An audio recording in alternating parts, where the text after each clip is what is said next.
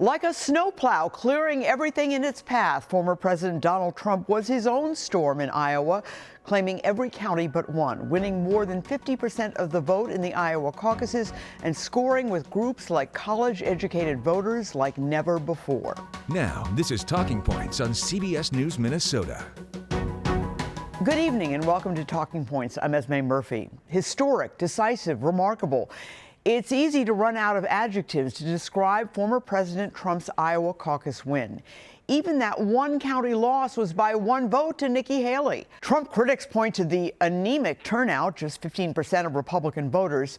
And consider this, the Iowa Republican caucuses have a dismal record of predicting who gets the nomination, much less the presidency. Otherwise, we would have had a talk about President Rick Santorum or President Ted Cruz. And what about the New Hampshire primary coming up in just days, and the other contests coming in rapid succession, including Super Tuesday on March 5th, when 14 states, including Minnesota, vote? Let's start with Professor Larry Jacobs of the Humphrey School of Public Affairs.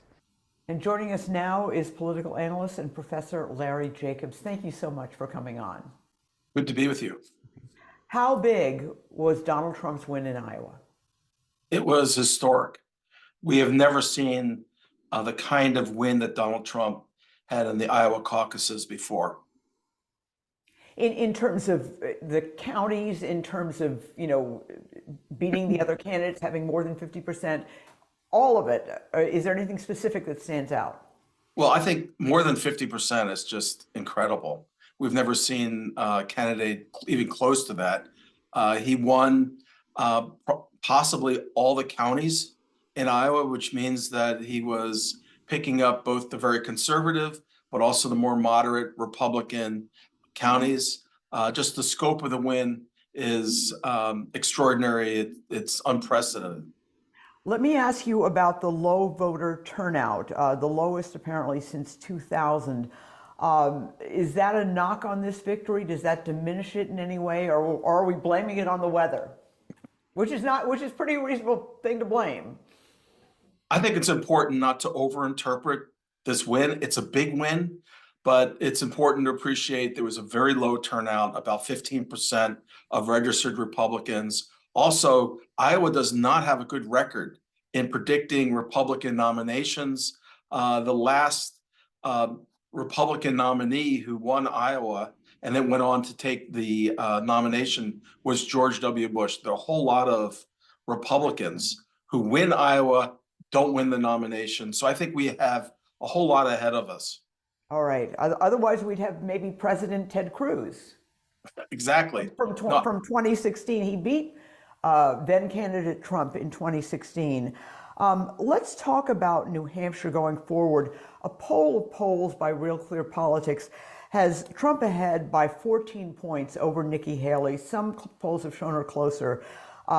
In back of that is Chris Christie, who's now dropped out, but he's in all these polls with about 11%. You've got DeSantis in there as well, Ramaswamy with 5%. Who gets the Christie vote and who gets the Ramaswamy vote, and is that enough to push Haley over the top? Nikki Haley is clearly going to be a candidate for Donald Trump to contest and fight with. She has done, I think, reasonably well in Iowa, not the second place finish she wanted, but she is doing very well in New Hampshire, where her support has been growing very quickly. Now, with Chris Christie dropping out, I think she's going to pick up a lot of those voters who are critical of Donald Trump. In addition, the voters in New Hampshire tend to be more moderate than in Iowa, and you have the possibility of Democrats and independents showing up and voting in the Republican primary. All that, I think, makes New Hampshire a really important state, one that we're going to have to watch closely. And if we're playing the really long game here, CBS News had a really interesting poll out that showed a head-to-head with President Biden and the 3 leading Republicans.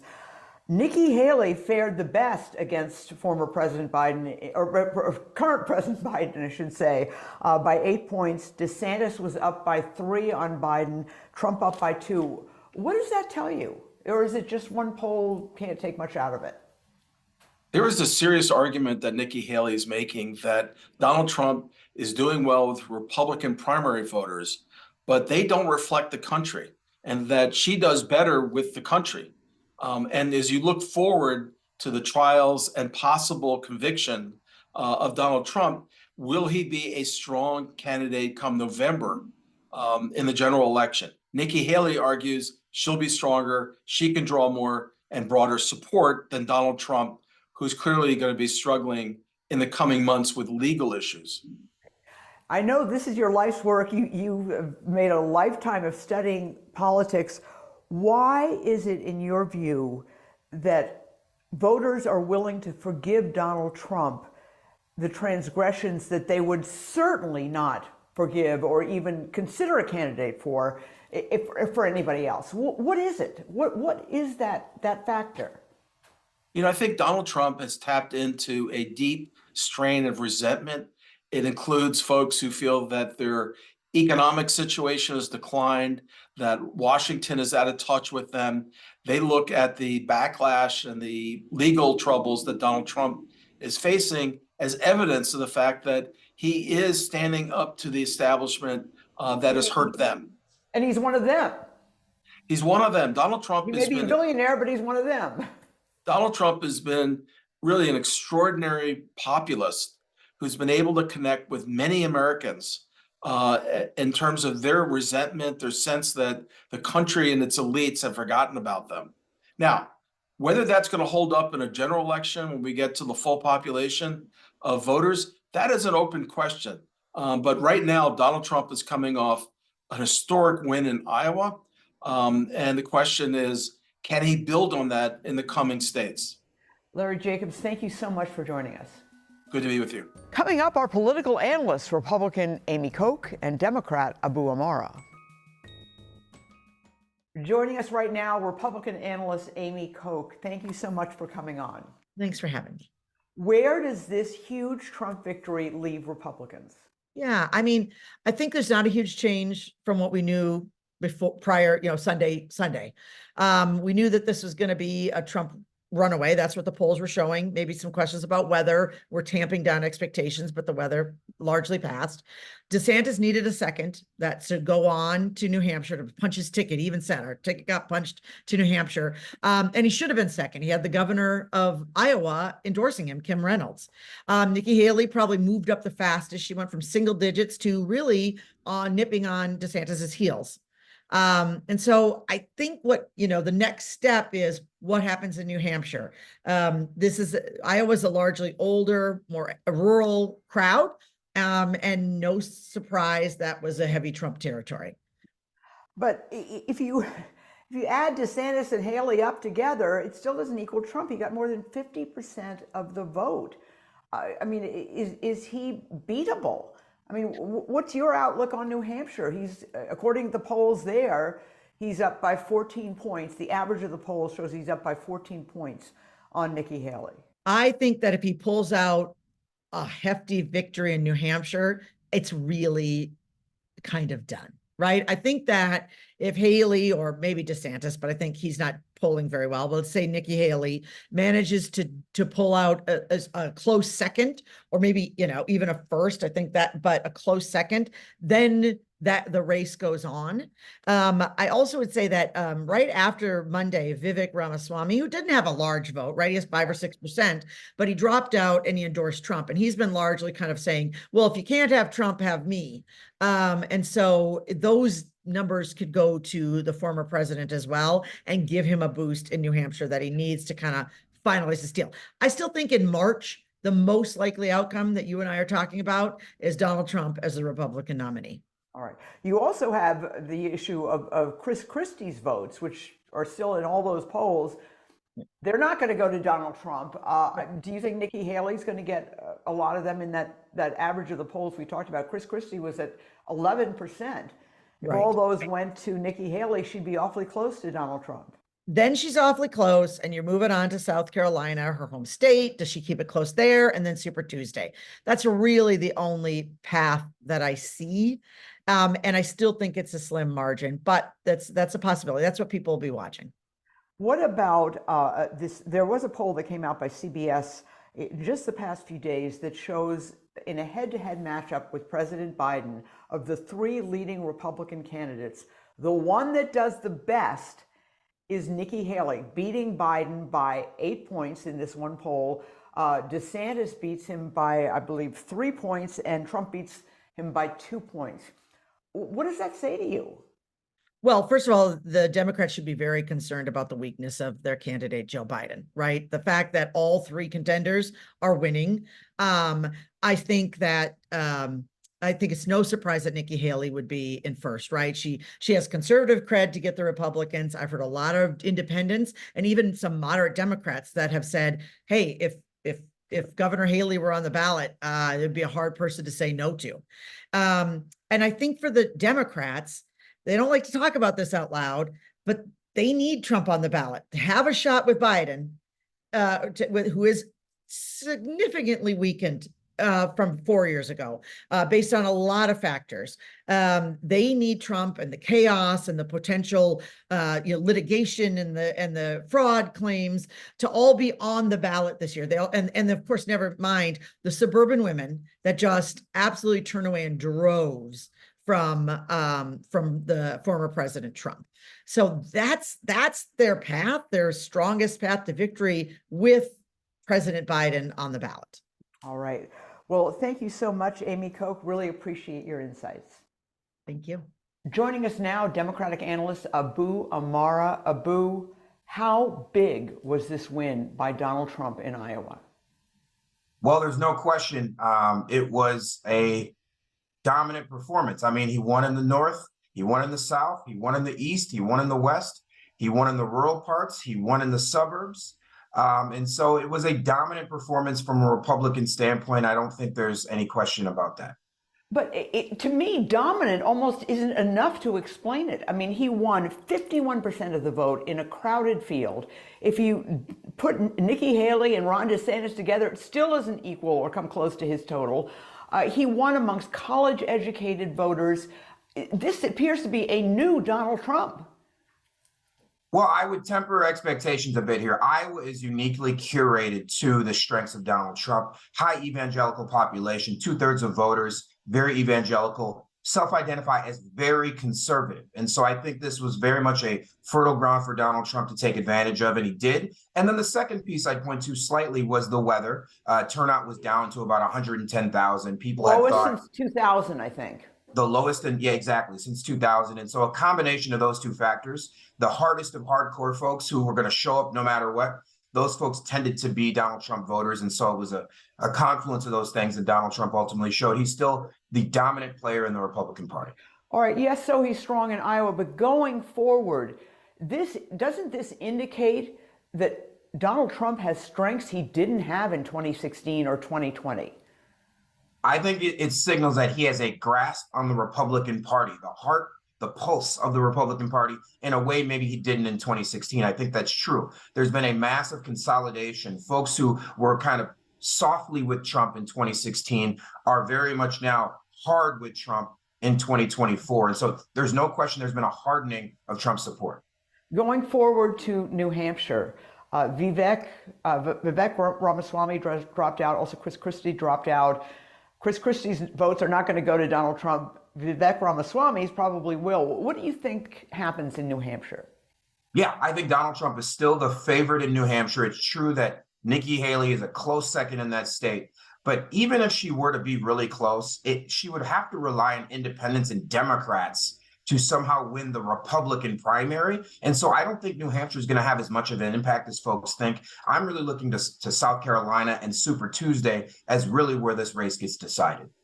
CBS News had a stunning poll that just came out that showed that of all three leading Republicans, Trump, DeSantis, Haley would have the best chance against Joe Biden in a general election.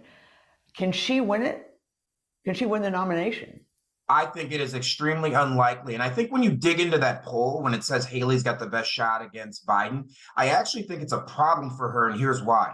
Haley has strengths with independents and Democrats that can actually be used against her in a Republican primary. Her softest support right now are base conservatives, very strong conservatives. And if you can't win those folks, it's going to be very difficult for any of those people to move on to the general election.